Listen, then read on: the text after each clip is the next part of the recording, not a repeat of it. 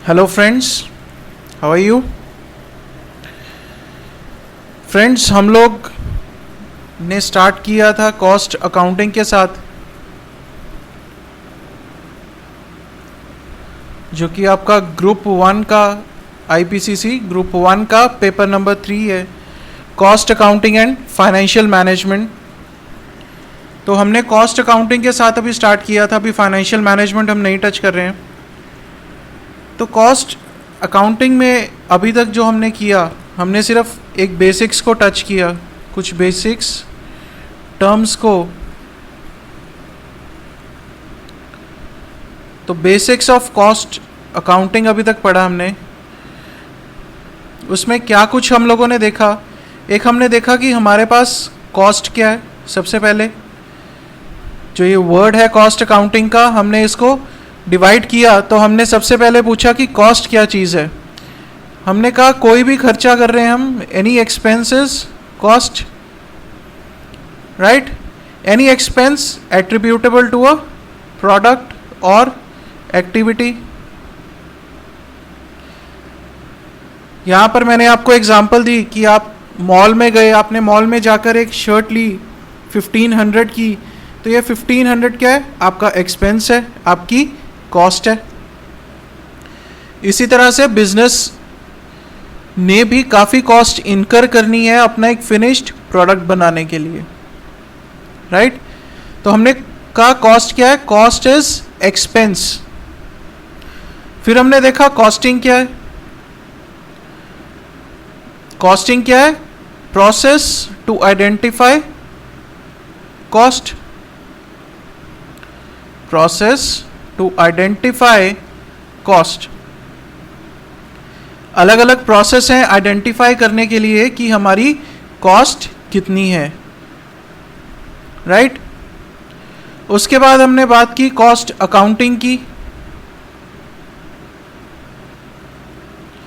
आपने प्रोसेस से cost identify की, तो इस कॉस्ट को कहीं पे रिकॉर्ड भी करना है।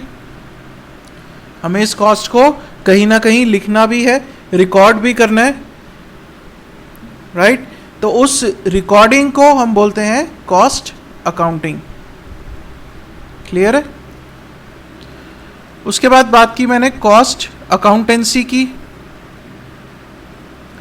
कॉस्ट अकाउंटेंसी क्या है, कॉस्टिंग और कॉस्ट अकाउंटिंग को यूज करके हम ऐसी स्टेटमेंट्स प्रिपेयर कर रहे हैं जिससे कि हमारी टॉप लेवल मैनेजमेंट डिसीजन ले सके कि हमारी कॉस्ट कहाँ पर ज़्यादा हो रही है, हमें कम करने की ज़रूरत है, right. So the use of costing and cost accounting principles to prepare the statements for the top level management is cost accountancy. Clear है फ्रेंड्स। उसके बाद हमने पढ़ा कि हम ये कॉस्ट अकाउंटिंग क्यों पढ़ रहे हैं। कॉस्ट अकाउंटिंग हम पढ़ रहे हैं बेसिकली दो चीज़ों के लिए। एक तो मैं कहता हूं कॉस्ट कंट्रोल के लिए,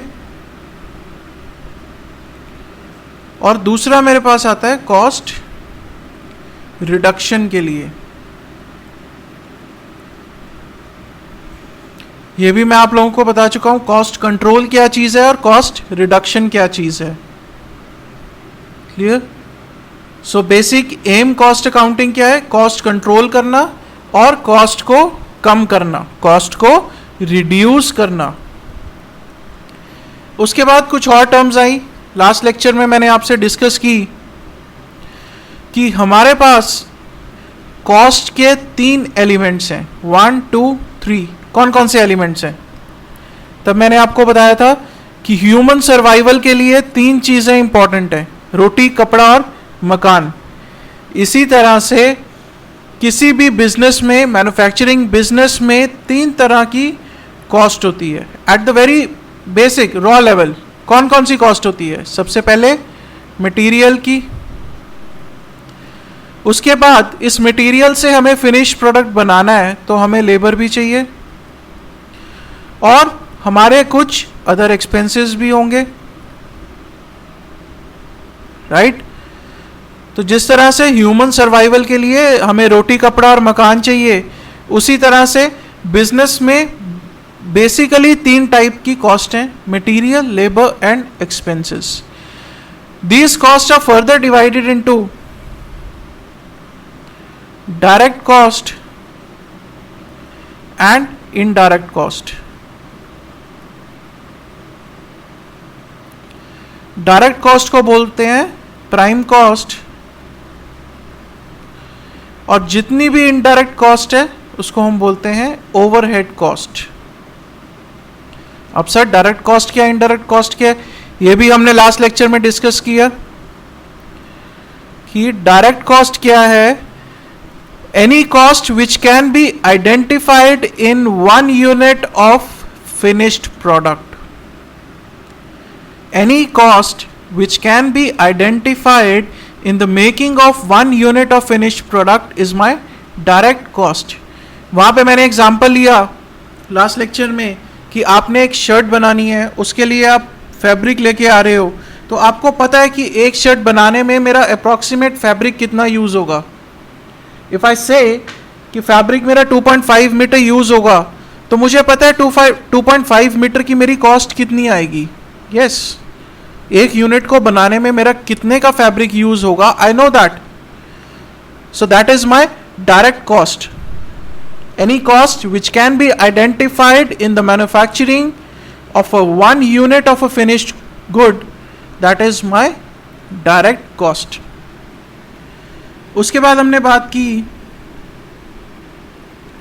indirect cost. Sir indirect cost क्या है? Any cost which cannot be identified in the manufacturing of 1 unit of finished good. जिस कॉस्ट को हम एक यूनिट में आइडेंटिफाई नहीं कर सकते. आपकी बहुत बड़ी फैक्ट्री है, आपके अंदर 1000 शर्ट्स बन रही हैं, उसके लिए आपका इलेक्ट्रिसिटी का एक्सपेंस हो रहा है. क्या आप बता सकते हो कि एक शर्ट को बनाने में कितनी इलेक्ट्रिसिटी यूज हो रही है? नहीं बता सकते. आप कैसे आइडेंटिफाई कर लोगे कि एक शर्ट बनाने में मेरे इतने यूनिट्स इलेक्ट्रिसिटी के यूज हो रहे हैं? क्योंकि जितनी देर में इलेक्ट्रिसिटी चल रही है आपके पैरेलल कितने यूनिट्स बन रहे हैं. So you cannot identify that expense in 1 unit of a finished product, and that is our indirect cost. Clear? उसके बाद हमने बात की फिक्स्ड कॉस्ट की. फिक्स्ड कॉस्ट का मैंने आपको बताया, any cost which does not change with the change in level of activity. आप 10,000 यूनिट्स प्रोड्यूस कर रहे हैं, आप 20,000 यूनिट्स बना रहे हो, आप 30,000 यूनिट्स बना रहे हो, आपका बिल्डिंग का रेंट उतना ही रहेगा. आपके लेवल ऑफ एक्टिविटी से आपका बिल्डिंग का रेंट इफेक्ट नहीं होगा. Rent of building. इसी के ऑपोजिट मेरे पास है वेरिएबल कॉस्ट. वेरिएबल कॉस्ट क्या है मेरी?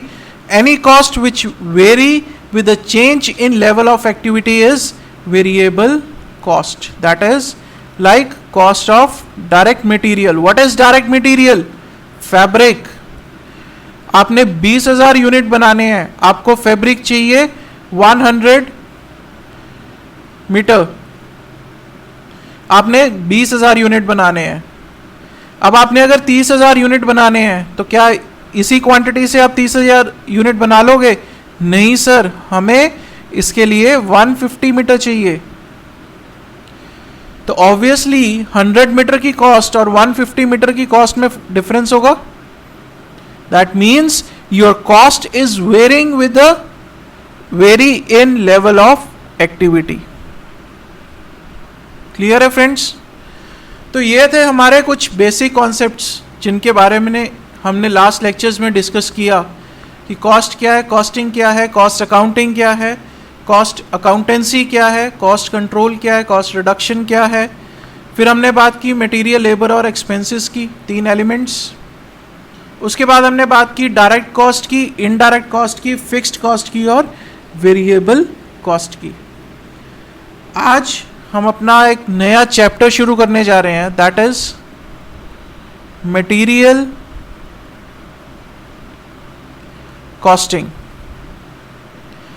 मैंने आपको बताया कॉस्टिंग क्या है, प्रोसेस है जिससे हम अपनी कॉस्ट आइडेंटिफाई कर रहे हैं। So this is the process through which we will identify our material cost. तो पहली चीज क्या है, हम क्या आइडेंटिफाई करने वाले हैं, हमारी मटेरियल की कॉस्ट क्या है। क्लियर है? अब इसमें आता है कि मटेरियल कौन सा। सर आप कौन से मटेरियल की बात कर रहे हैं? आप फिनिश्ड गुड की बात कर रहे हैं, आप रॉ मटेरियल की बात कर रहे हैं, आप किसकी बात कर रहे हैं? बेटा यहाँ पे जब मैं मटेरियल कॉस्टिंग की बात कर रहा हूँ तो मैं यहाँ पे हमारे रॉ मटेरियल की बात कर रहा हूँ, ना कि फिनिश्ड गुड की। किसकी बात कर रहा हूँ? रॉ मटेरियल की। रॉ मटेरियल जैसे कि फैब्रिक, एक शर्ट बनाने के लिए हमें क्या चाहिए? फैब्रिक। और क्या चाहिए? बटन चाहिए, और भी बहुत सारी चीजें चाहिए। So I am talking of raw material when I talk of material costing. Cost किस चीज की निकालनी है? Raw material. हम क्या परचेज कर रहे हैं? रॉ मटेरियल परचेज कर रहे हैं। सो हम किस चीज की बात करेंगे यहां पर? रॉ मटेरियल की, राइट? अब आप कहोगे सर आपने बताया था कि हमारे पास मटेरियल दो तरह के हैं, एक डायरेक्ट कॉस्ट है मटेरियल की और एक इनडायरेक्ट कॉस्ट है। सर क्या हम मटेरियल कॉस्टिंग में डायरेक्ट कॉस्ट भी लेंगे और इनडायरेक्ट कॉस्ट भी लेंगे? तो मेरा आंसर है नहीं। So the my answer is, in material costing we will consider only direct cost. Direct cost means the cost of fabric, cost of button, cost जो कि हम एक यूनिट ऑफ फिनिश्ड प्रोडक्ट में आइडेंटिफाई कर सकते हैं। हम ये आइडेंटिफाई कर सकते हैं कि एक टी शर्ट या एक शर्ट बनाने में मेरे कितना मटेरियल लगा है। If we can identify the material, सिर्फ उस मटेरियल को हम मटेरियल कॉस्टिंग में स्टडी करेंगे, इनडायरेक्ट मटेरियल को हम नहीं लेंगे। अब आप पूछोगे सर इनडायरेक्ट मटेरियल क्या हुआ? तो सुनो, इनडायरेक्ट मटेरियल क्या है। आप शर्ट बना रहे हो, आप एक मशीनरी यूज कर रहे हो। अगर आप बात करो कि सर इनडायरेक्ट मटेरियल क्या है हमारा, इनडायरेक्ट मटेरियल कॉस्ट क्या है। आप एक शर्ट बना रहे हो मशीन पर, राइट? उस मशीन में आपको हर थोड़ी देर बाद ऑयल डालना पड़ता है।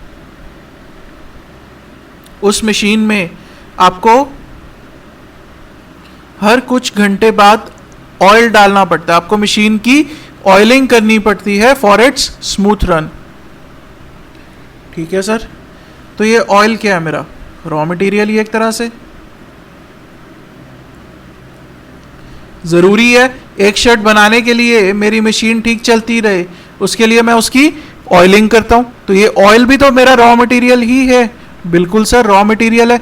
लेकिन क्या आप आइडेंटिफाई कर सकते हो कि एक शर्ट बनाने में मेरा कितना ऑयल यूज हुआ है? बिल्कुल नहीं सर। हम कैसे बता देंगे? हम तो मशीन में ऑयल डाल देते हैं, वो मशीन कितनी शर्ट्स बनाती जा रही है।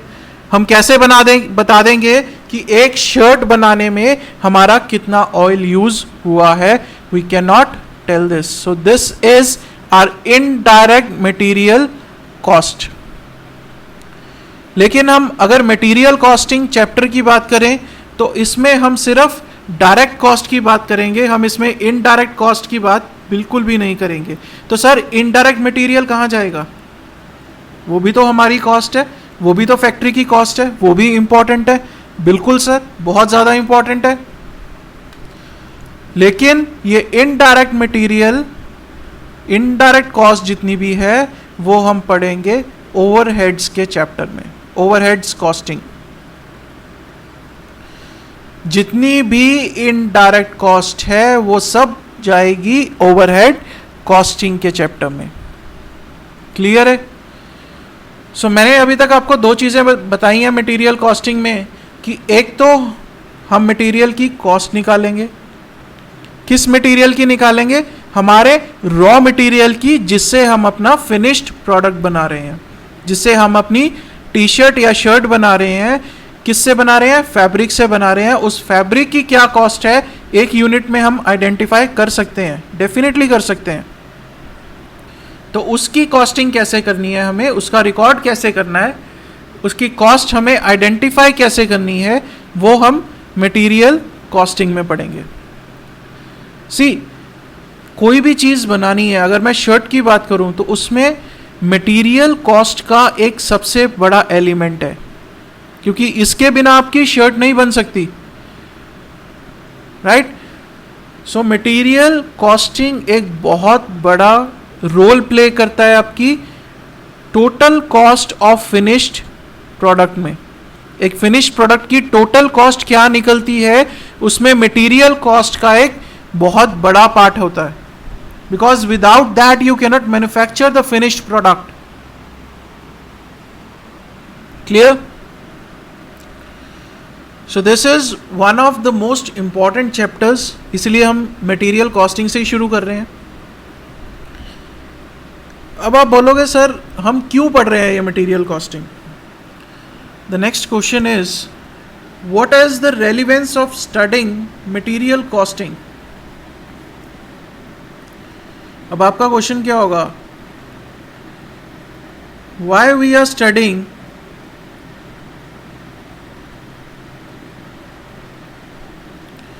Material costing? बिल्कुल सर, बिल्कुल वैलिड क्वेश्चन है ये। आपको ये पता होना चाहिए कि हम मटेरियल कॉस्टिंग क्यों पढ़ रहे हैं। कॉस्ट का क्या मतलब है? एक्सपेंस।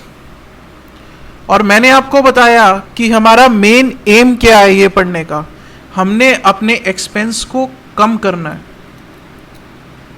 हमने हमारे एक्सपेंस को, हमारे खर्चों को, हमारी कॉस्ट को कम करना है। उससे क्या होगा? हमारे प्रॉफिट्स इंक्रीज होंगे, हमारा बिजनेस ग्रो करेगा। बिल्कुल सर। दूसरी चीज मैंने आपको बताई कि मटेरियल, एक जो मटेरियल की कॉस्ट है that is one of the major cost of the finished product. बिल्कुल सर, आपने बताई, अभी बताई। तो अगर मैं इन दो चीजों को कंबाइन करूं तो मैं कह सकता हूं कि मुझे अपनी मटेरियल की कॉस्ट को कम करना है। बिल्कुल सर, कम करना है हमें मटेरियल की कॉस्ट को। सर कैसे कर सकते हैं? वही चीज हमने मटेरियल कॉस्टिंग में पढ़नी है कि हम इसको कैसे कम कर सकते हैं। That is why we are studying material costing. Sir उसके लिए क्या चीजें देखनी होंगी कि हम मटेरियल, जो प्रोक्योरमेंट प्रोसीजर है हमारा, मटेरियल खरीदना है हमें सप्लायर से, जो हमारा मटेरियल प्रोक्योरमेंट प्रोसीजर है दैट इज एफिशिएंट और नॉट। दैट इज एफिशिएंट और नॉट। एफिशिएंट से क्या मतलब है? Cost effective.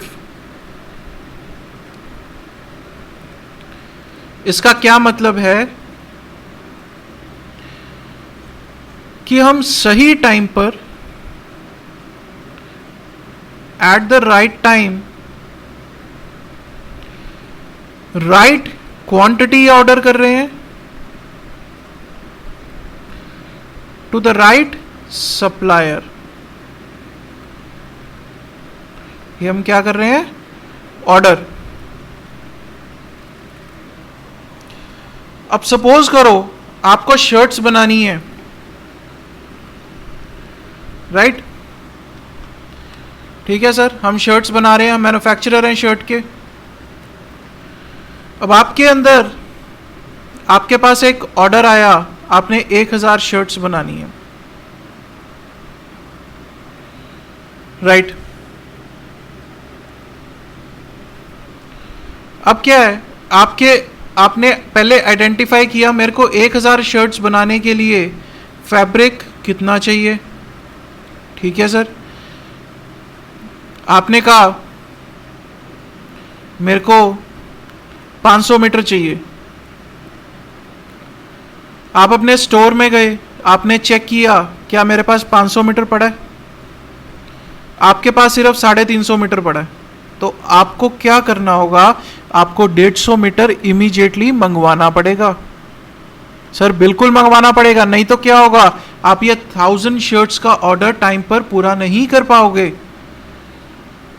Right. So what is the first step, आपको जो 150 मीटर्स है that should be placed immediately. The order place immediately, आप इमीडिएटली ऑर्डर प्लेस करिए। लेकिन एक और चीज, राइट टाइम की बात होगी, राइट क्वांटिटी कैसे। आपने 1000 शर्ट्स बनानी है, आपके पास 150 मीटर्स कम पड़ रहा है। राइट। आपके पास अभी कोई और ऑर्डर नहीं है, आपको सिर्फ 1000 शर्ट्स का ऑर्डर है। उसके लिए आपको एक स्पेसिफिक फैब्रिक चाहिए, उसका आपके पास 350 मीटर्स अंदर स्टोर में पड़ा है, 150 मीटर्स आपको ऑर्डर करना है। इमीडिएटली ऑर्डर कीजिए। राइट। ऐसा नहीं होना चाहिए कि आपकी 500 शर्ट्स बन के तैयार है, उसके बाद आप कहो जी हमारा फैब्रिक खत्म हो गया, अब हम जाकर ऑर्डर करेंगे, तो बाकी 500 शर्ट्स का काम रुक जाएगा आपका। राइट। राइट क्वांटिटी से हमारा क्या मतलब है, अब आपको चाहिए 150 मीटर्स, आप ज्यादा से ज्यादा क्या करोगे, आप सेफ्टी रखने के लिए उससे 200 मीटर्स मंगवा लोगे, चलो 50 मीटर्स बच जाएगा। कई बार क्या होता है, वेस्टेजेस हो जाती हैं, कोई पीस खराब हो गया, हमें दोबारा बनाना पड़ता है, तो हम ज़्यादा से ज़्यादा उससे क्या करेंगे, कुछ सेफ्टी का मटेरियल रखकर हम उससे 200 मीटर्स मंगवा लेंगे। अब अगर मैं बात करूं, आप कहो कि जी हमारी जो रिक्वायरमेंट थी वो 150 मीटर्स की थी और हमने जो ऑर्डर प्लेस किया, हमने 500 मीटर का ऑर्डर प्लेस किया। क्यों भैया, आपने 500 मीटर का ऑर्डर क्यों प्लेस किया? आपको 1000 शर्ट्स का ऑर्डर था, उसमें स्पेसिफिक फैब्रिक यूज होना था, उसके लिए आपको टोटल 500 मीटर चाहिए था। 350 metre is already in your store, you require only 150 meter and you are ordering 500 meters. Why? क्यों एक्स्ट्रा एक्सपेंस कर रहे हो? अगर वो फैब्रिक किसी और ऑर्डर में ना यूज हुआ तो मेरा फैब्रिक वेस्ट है। क्यों फालतू में लेके रख रहे हो फैब्रिक इतना? So it is very important that you should identify that what is the right quantity to be ordered with the supplier. Otherwise this is our unnecessary cost. आप 500 मीटर मंगवा लोगे, 500 मीटर के पैसे पे कर दोगे, that is your cost. 500 metre चाहिए नहीं है हमें सिर्फ 150 मीटर और चाहिए। ज़्यादा से ज़्यादा सेफ्टी के लिए आप 200 मीटर मंगवा लो, लेकिन 500 मीटर किसी भी एंगल से लॉजिकल नहीं है। क्लियर है? Right. So it is very important कि हम पहले तो राइट टाइम पर ऑर्डर प्लेस करें। जैसे ही हमें पता चलता है कि हमें इतनी रिक्वायरमेंट है, we should place the order immediately. ये नहीं कि आधा माल बन गया, आधी शर्ट्स बन गई, उसके बाद हम देख रहे हैं कि हमें तो फैब्रिक और चाहिए था, अब हम ऑर्डर प्लेस करते हैं। That will be the wastage. How that will be the wastage? अगर वो 150 मीटर के पीछे आपका काम रुक गया, आपकी लेबर फ्री बैठ जाएगी, आपकी मशीनरी आइडल खड़ी रहेगी, that will increase your cost, that will reduce the efficiency of your labour and that will unnecessarily increase your cost. और हमारा मेन एम क्या है यहां पर? हमें कॉस्ट को कम करना है। ठीक है, तो सबसे पहले मैंने देखा कि राइट टाइम क्या चीज़ है, दूसरी चीज़ राइट क्वांटिटी क्या है, हमें जितना चाहिए उससे थोड़ा सा ज़्यादा मंगवा लो सेफ्टी रखने के लिए, लेकिन अननेसेसरी स्टॉकिंग अप मत करो। थर्ड पॉइंट, राइट सप्लायर से क्या मतलब है? What do you mean by right supplier? Sir मेरे को एक फैब्रिक चाहिए एक्स फैब्रिक चाहिए, और इसके लिए मेरे पास दो सप्लायर्स हैं ए एंड बी। ए ने कोट किया कि मैं आपको ये फैब्रिक लगाऊंगा 200 पर मीटर, राइट। बी ने कहा मैं आपको लगाऊंगा 202 पर मीटर, ओके। अब ये जो बी है ये आपका बहुत अच्छा फ्रेंड है, he is a very good friend of you, लेकिन इसको नहीं पता कि आप पहले ए के पास जाके आए हो। The fabric X same quality, A is giving us 200 per metre and B is giving us 202 per metre. अब आप क्या करोगे? एक बार आपके दिमाग में आएगा यार बी हमारा बहुत अच्छा दोस्त है, 2 रुपए के पीछे क्या इतनी चिक चिक करनी है, let us oblige our friend B. आएगा या नहीं? आप लोग कहोगे हमें चलो 150-200 मीटर चाहिए, 2 रुपए के पीछे क्या फर्क पड़ेगा हमें? 2 रुपए के पीछे क्या फर्क पड़ेगा, लेकिन बी हमारा बहुत अच्छा फ्रेंड है, उसको मना करते अच्छा नहीं लगता, तो let's take from B. Friends, this is absolutely a wrong decision, right. अगर आप अभी सोचो कि 2 रुपए का फर्क पड़ेगा, आप उससे 2 रुपए पर मीटर, आप उससे 200 मीटर मंगवाओगे, 2 रुपए से मल्टीप्लाई करूं तो आपको डायरेक्टली 400 रुपीज का फर्क पड़ेगा, and 400 rupees is a very big cost for any business, mind it. अगर आप कहो कि सर 400 रुपए आज के टाइम में क्या है, 400 रुपए किसी भी बिजनेसमैन के लिए, किसी भी बिजनेसमैन से जाकर पूछो 400 रुपए की कॉस्ट वो बचाना चाहेगा या नहीं बचाना चाहेगा, सिर्फ दोस्ती के नाते। सर अगर बिजनेस करना है तो सब रिश्तेदारी दोस्ती साइड रखिए, अपने बारे में सोचिए। हमें कॉस्टिंग पढ़ रहे हैं तो हमें अपने बारे में सोचना है, हम अपनी कॉस्ट कैसे कम कर सकते हैं, that is to be identified, so we will definitely go with A. Clear? So the right decision is to purchase from the supplier whose quotation is least. To purchase from a supplier who is giving us the raw material of the same quality at a cheaper price. Do not go for relations, friendship, भूल जाओ। उस चक्कर में उसका तो फायदा करवा रहे हो, आप अपना नुकसान बहुत कर रहे हो। आपको सिर्फ 2 रुपए लग रहा है, जब 2 रुपए को टोटल से मल्टीप्लाई करोगे, this cost will be much more than your expectation. Clear?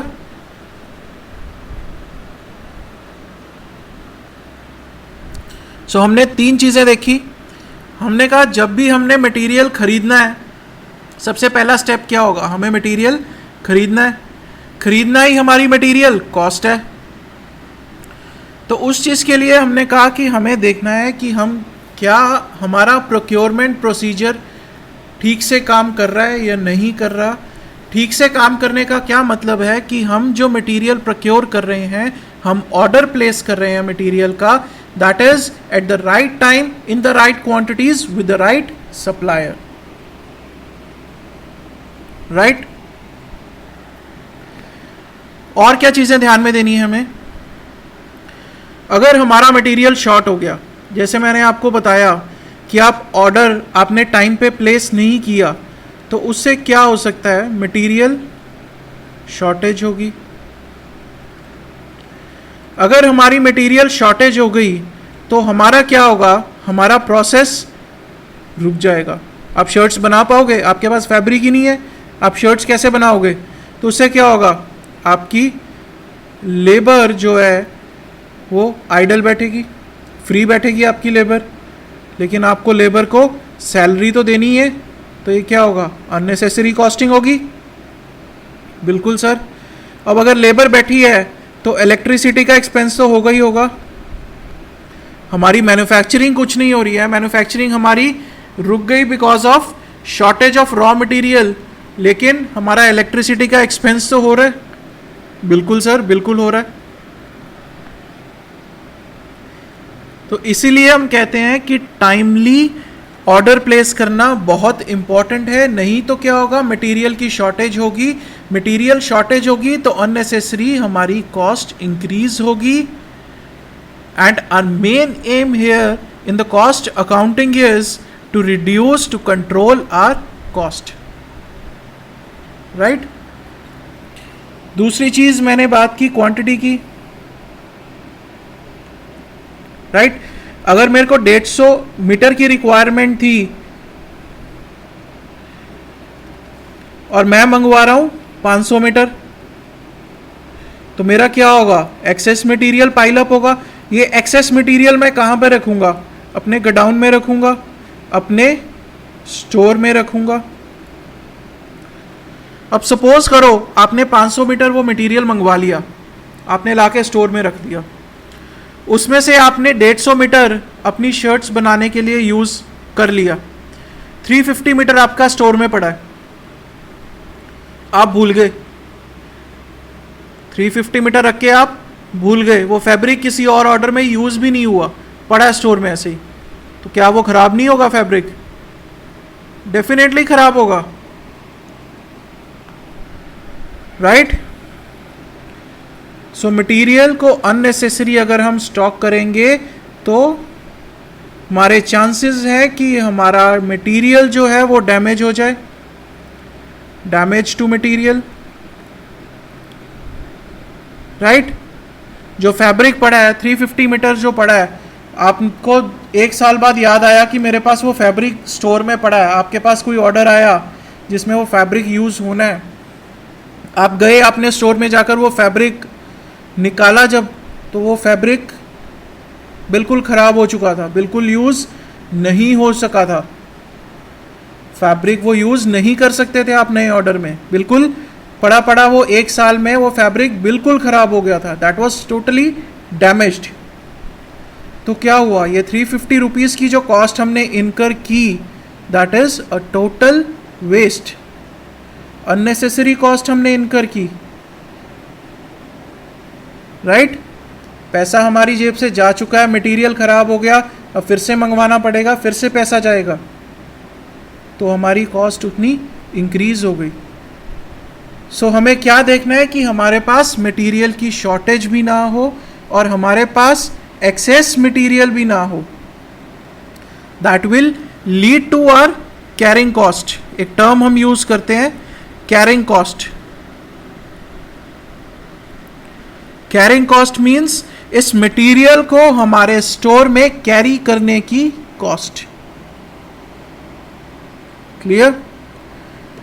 सो अगर हम एक्सेस मटेरियल स्टोर में रखेंगे तो हमारी कैरिंग कॉस्ट उससे इंक्रीज हो जाएगी, that is not good for the business.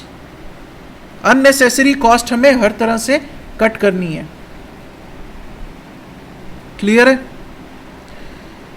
So that's why we are studying this material costing to identify the areas where we can control or where we can reduce our cost. That is the main aim of studying this cost accounting. Clear? अब उसके बाद क्या है कि अगर मैं material की बात करूं तो मटेरियल में सबसे पहला स्टेप क्या होगा? प्रोक्योरमेंट। आपको शर्ट बनानी है तो सबसे पहले आप बाजार जाकर उसका फैब्रिक खरीद कर लाओगे, तभी बना पाओगे। तो हमें मटेरियल प्रोक्योर करना है।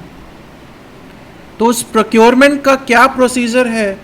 एक बिजनेस में स्टैंडर्ड प्रोसीजर होता है, that varies from business to business, लेकिन अगर कॉस्टिंग पॉइंट ऑफ व्यू से बात करें, कुछ स्टैंडर्ड टर्मिनोलॉजीज हैं that most of the business use, right, for the procurement of material.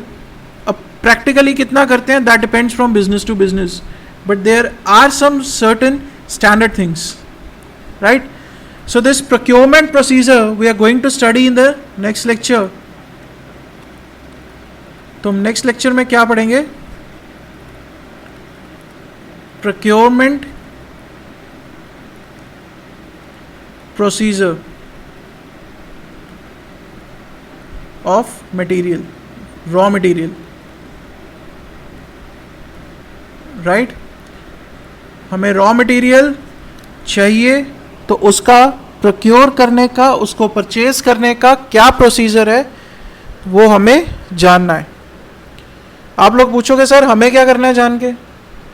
बेटा आपने सीए बनना है आगे जाके. सो this is very very important, क्योंकि आगे जाके कोई भी बिजनेस आपसे सजेशन मांगेगा कि सर हमें बताइए कि हमारा प्रोक्योरमेंट प्रोसीजर सही है या नहीं है. तो अगर आपको ये चीज नहीं पता होगी तो आप उनको रिकमेंड कैसे कर पाओगे? क्लियर? सो नेक्स्ट लेक्चर में हम पढ़ेंगे procurement procedure of raw material. Let's see आज क्या कुछ देख लिया हमने. मटेरियल कॉस्टिंग स्टार्ट किया, उसमें हमने देखा कि material constitutes an important part of cost of finished product. बिल्कुल सर, मटेरियल बहुत जरूरी है. फिर मैंने आपको बताया कि हम इस चैप्टर में सिर्फ डायरेक्ट मटेरियल की बात करेंगे, इनडायरेक्ट मटेरियल की बात हम ओवरहेड्स में करेंगे. डायरेक्ट मटेरियल क्या है? The cost of those materials which can be identified in 1 unit of a finished product. एक शर्ट को बनाने में कितना फैब्रिक लगना है उसकी जो कॉस्ट है हम उसकी बात करेंगे इस चैप्टर में. हम इनडायरेक्ट मटेरियल की बात बिल्कुल भी नहीं करेंगे. क्लियर है? उसके बाद मैंने आपको बताया कि why it is important to study material cost. There should not be a situation of material stock out, otherwise the production of the finished product will suffer. मैंने आपको बताया सही टाइम पर सही क्वांटिटी में ऑर्डर दीजिए. अगर आपने सही टाइम पे नहीं दिया तो मटेरियल स्टॉक आउट हो सकता है, मटेरियल खत्म हो जाएगा आपका, तो फिनिश प्रोडक्ट की आपकी जो है प्रोडक्शन वो रुक जाएगी, आपकी लेबर फ्री बैठेगी, जबकि आपके उस पीरियड के एक्सपेंसेस कंटिन्यू रहेंगे. जो लेबर है, लेबर काम कर रही है, वो चाहे फ्री बैठी है, वो पंखा यूज करेगी, वो बिजली यूज करेगी, तो आपका इलेक्ट्रिसिटी का एक्सपेंस तो हो रहा है लेकिन आपकी प्रोडक्शन नहीं हो रही. Second is there should not be excessive storage of material because that will increase our carrying cost, which means the cost of keeping goods in the store. There are also chances of material getting destroyed. हम ज़्यादा material मंगवा लेंगे, हमें 150 metres चाहिए, हम 500 metre मंगवा के store कर रहे हैं. That will increase our carrying cost and there are chances कि मटेरियल जो है हमारा वो डिस्ट्रॉय हो जाए पड़ा. मैंने आपको बताया कि 1 साल बाद आपको याद आया कि मेरा वो फैब्रिक पड़ा है, जब आपने वहाँ जाकर देखा तो वो आधे से ज़्यादा फैब्रिक चूहे खा चुके थे. तो आपका फैब्रिक यूज होने की कंडीशन में नहीं था, तो क्या हुआ? वो 350 मीटर्स आपका वेस्ट गया. That is unnecessary increase in cost. The wastages in the production process should be minimized. जब हम प्रोडक्शन कर रहे हैं तो हम उस तरह से फैब्रिक को यूज करें कि हमारी जो वेस्टेजेस है that should be minimized. Clear है friends? So it is very important कि आपको ये चीज़ पता हो कि हम मटेरियल कॉस्टिंग पढ़ क्यों रहे हैं, आगे क्या है, हमें क्या पढ़ना है, कैसे पढ़ना है, वो सब कुछ समझ आ जाएगा. लेकिन उससे पहले ये जानना ज़रूरी है कि हम क्यों पढ़ रहे हैं. The first question is why. अगर वाई का आंसर मिल गया आपको तो समझ लो आधी कॉस्टिंग समझ आ जाएगी. क्लियर? सो नेक्स्ट लेक्चर में हम क्या पढ़ने जा रहे हैं? Material procurement procedure. Right? Next में हम पढ़ेंगे procurement procedure of raw material. So that's it for this lecture, friends. Thank you so much.